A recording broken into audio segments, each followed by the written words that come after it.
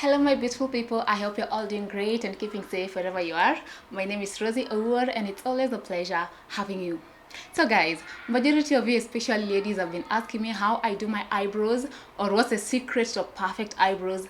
Others even requested me to do a tutorial, and guys, today I got you. So today I'll be showing you step by step how you can do your eyebrows like a pro. I'll also be showing you the tools that I use for my eyebrows.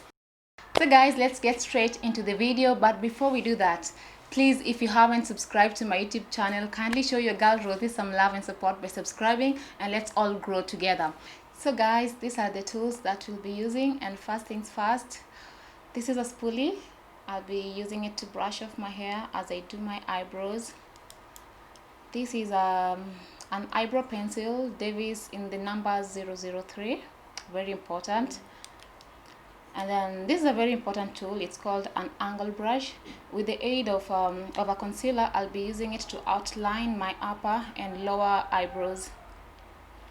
And this is a concealer, and I'm using a Legal Pro Concealer in the shade Fawn.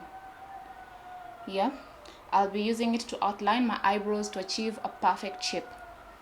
And then last but not least, this is a foundation, a Legal Pro Matte. It's in my shade, and I'll be using it to outline my upper eyebrows. So guys, let's do this.